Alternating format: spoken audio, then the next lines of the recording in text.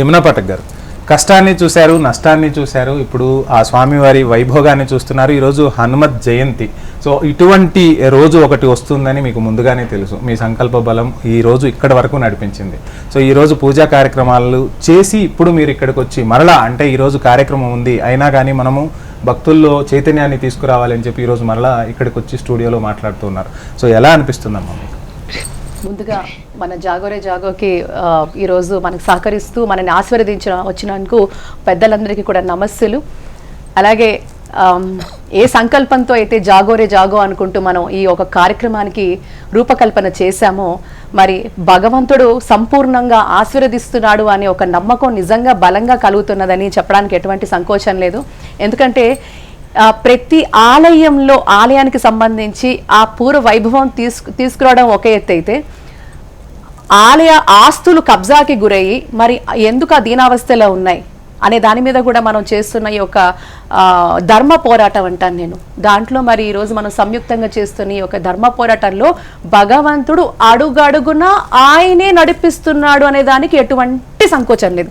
ఎందుకంటే ఇప్పుడు మనం కళ్ళారా చూస్తున్న ఈ యొక్క మన ఈ ఆంజనేయ స్వామి వారి ఆలయం కాలపత్రాలు ఏదైతే ఉందో దీనికి సంబంధించి కూడా మనం ముందుగా ఒక నిమిషం మొత్తం చెప్పాలి. ఏం జరిగిందని ఒక రివైండ్ చేసుకుంటే దేవాదాయ ధర్మాదాయ శాఖకు మనం అప్రోచ్ అయినప్పుడు అయ్యా మరి ఈ యొక్క ఆలయం ఇలాంటి ఇంత దుస్థితిలో ఉన్నది, మరి మనం చూస్తున్నాము, మరి ఎందుకు ఇలాంటి పరిస్థితి ఉన్నది, తప్పకుండా మీరు దీన్ని తీసుకోవాలి, మనం దీన్ని ఒకటి మనకి తోచిన విధంగా భక్తులు ముందుకొస్తారు, దీన్ని తప్పకుండా పునరుద్ధరించాలి అన్నప్పుడు అమ్మా ఇది ప్రైవేట్ ప్రాపర్టీ తల్లి, మేము ఏం చేయలేము, మాకు కొన్ని పరిధులు ఉంటాయి, కాబట్టి దీనికి సంబంధించి ఏమన్నా మీరు తీసుకొస్తే తప్పకుండా మేము చేస్తామన్నారు. మీరు నమ్ముతారో నమ్మరో నిజంగా నమ్మాల్సిన పరిస్థితి. ఎందుకంటే కల్లారా ఇది నా అనుభవం. ఈ ఆలయానికి సంబంధించి నేను ఏదైతే కూడా మరి అప్పుడు ఆ ఉన్నత అధికారితో మాట్లాడిన తర్వాత ఈ రోజు ప్రస్తావన జరిగితే మరుసటి రోజు కల్లా కూడా మరి దానికి సంబంధించి ఎటువంటి ఆనవాళ్ళు నా దగ్గర లేవు. మరి ఏంటి నా ధైర్యం అంటే ఆంజనేయ స్వామి వారే. మరి స్వామివారు ఉన్నారా లేదా అంటే ఖచ్చితంగా ఈ ఆలయం విషయంలో అనేక ఆలయాల విషయాలు మనం ఏదైతే పరిశోధన చేసుకుంటూ ముందుకు తీసుకొస్తున్నామో ప్రతి చోట ఉన్నాడు స్వామి, నిదర్శనం చూపిస్తూనే వచ్చాడు. మరి తెలిసిన ఉన్నతాధికారికి కాల్ చేస్తే అమ్మ మీరు రండి తప్పకుండా మేము సహకరిస్తామన్నారు. దానికి సంబంధించిన డాక్యుమెంట్స్ తీస్తే ఆ డాక్యుమెంట్లో వచ్చిన నిజం ఏంటి అంటే యథార్థం ఏంటి అంటే ఈ యొక్క ఆలయం ఈ యొక్క దేవాలయము శ్రీ ఆంజనేయ స్వామి వారు ఓనరు అని రాసి అక్కడ ఆ పత్రము ధృవీకరింపబడింది ఒక మన గవర్నమెంట్లో. సో ఆ పత్రం మనకు చేతికి వచ్చిన తర్వాత తీసుకెళ్ళి మనం దేవాదాయ ధర్మాదాయ శాఖ వారికి ఇస్తే అసలు ఆ పత్రం చూడగానే కళ్ళ నుంచి ఏకధాటిగా అలా కన్నీరు వచ్చేస్తుందండి. అంటే ఏమిటి దీనికి నిదర్శనం? ఒక సర్వే నంబర్ లేదు, ఒక పత్రం లేదు, ఒక ఆధారం లేదు. అలాంటిది మరి కేవలం సంకల్ప బలమే ఈ యొక్క ఆలయాన్ని మనం పునరుద్ధరించాలని ఒక సంకల్పం ఏదైతే ఉందో, ఎప్పుడైతే మనం నిష్టగా ఎప్పుడైతే మనం నిజంగా ఒక దీక్షతో నిస్వార్థంగా భగవంతుడిని మనం ఇది చేయాలి అనుకుంటామో స్వామి మనని వెంట ఉండి నడిపిస్తాడు, ఆయన ముందు ఉండి నడిపిస్తాడు మన చేయి పట్టుకొని. అలాగే జరిగింది ఈ విషయంలో. ఈ ఆలయం సంబంధించి కూడా అనేక డాక్యుమెంట్లు అనేక ఇష్యూస్ కూడా మనం తీసుకొచ్చి మరి డిపార్ట్మెంట్కి సబ్మిట్ చేస్తే వాళ్ళు కూడా దాన్ని అంగీకరించి తప్పకుండా మేము ఈ ఆలయాన్ని మా పరిధిలోకి తీసుకొని మేము పనిచేస్తాం అనడం.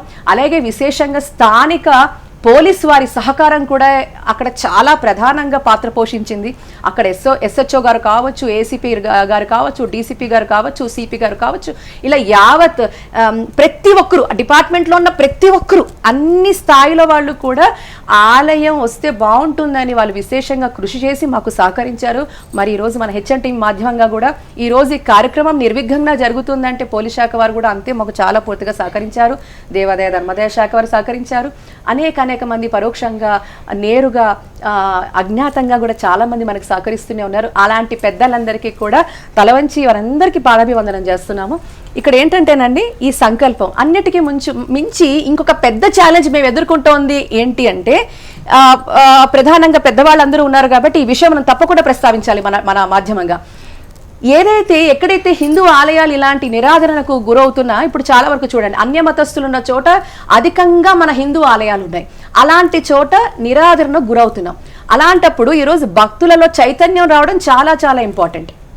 నేను ఒకటే క్వశ్చన్ అడిగాను, ఈరోజు అన్యమతస్థుల ప్రార్థనా స్థలాలు హిందువులు అధిక సంఖ్యలో ఉన్న చోట ఉన్నప్పుడు హాయిగా ఎటువంటి భేదం లేకుండా, బాధ లేకుండా, సంకోచం లేకుండా, ఆలోచన లేకుండా ఏం జరుగుతుందో అనే ఆ ఒక్క టెన్షన్ లేకుండా హాయిగా అన్యమతస్థులు వాళ్ళ ప్రార్థనా స్థలాలకి దేదీప్యమానంగా వెలిగిపోతున్నాయి.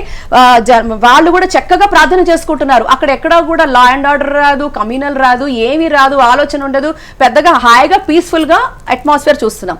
కానీ ఎక్కడైతే అన్యమతస్థులు అధిక సంఖ్యలో ఉన్నారో అక్కడ హిందూ దేవీ దేవాలయ ఆలయాలు ఉంటే మాత్రం ఎందుకు ప్రెజరైజ్డ్ గా ప్రభుత్వాల్లో కూడా అనేక డిపార్ట్మెంట్లు ఎందుకు ప్రెజరైజ్డ్ గా ఫీల్ అవుతున్నాయి. అలాగే అదొకటే కాదు, ప్రజల్లో కూడా నానుడి ఒక నరేటివ్, ఒక నెగటివ్ నరేటివ్ మనం చూస్తున్నాం. ఏంటి అంటే ఓల్డ్ సిటీయా, అబ్బా ఓల్డ్ సిటీ అంటే మాకు భయం అండి అని. ఈ రోజు ఈ మాధ్యమం ద్వారా మేము చెప్పాలనుకుంటుంది ఏంటంటే ఎందుకు భయము, ఇది ఓల్డ్ సిటీ కాదండి, ఇది ఒక తపోభూమి. అనేక మంది ఋషులు, తపస్సంపన్నులు, ఎంతో మంది అలాంటి భగవంతుణ్ణి నమ్మిన వాళ్ళు, కొలిచిన వాళ్ళు అనేక మంది వేల సంఖ్యలో ఈ యొక్క భాగ్యనగర సమీపంలో ఈ మన ప్రాచీన పట్టణంలో అనేక దేవాలయాలు ఎలా వెలిసాయి అంటే ప్రతిష్ఠించిన దానికంటే కూడా ఇవి పూర్తిగా స్వయంగా ఆ భగవంతుడు వీళ్ళ తపస్సుకు మెచ్చి ఈ భూలోకానికి వచ్చి ఈ తపోభూమి మీద వెలిసి వరాలిచ్చిన ఈ పుణ్యక్షేత్రమే భాగ్యనగరం. ఇది చాలా మందికి తెలియని పరిస్థితి. మన పరిశోధనలో భాగంగా మనం అనేక ఆలయాలు, వాళ్ళ లిపులు, మన స్క్రిప్చర్స్, ఈ శాసనాలు చూస్తూ ఉంటే అసలు నిజంగా కూడా ఎంత ఆశ్చర్యం కలుగుతుందో.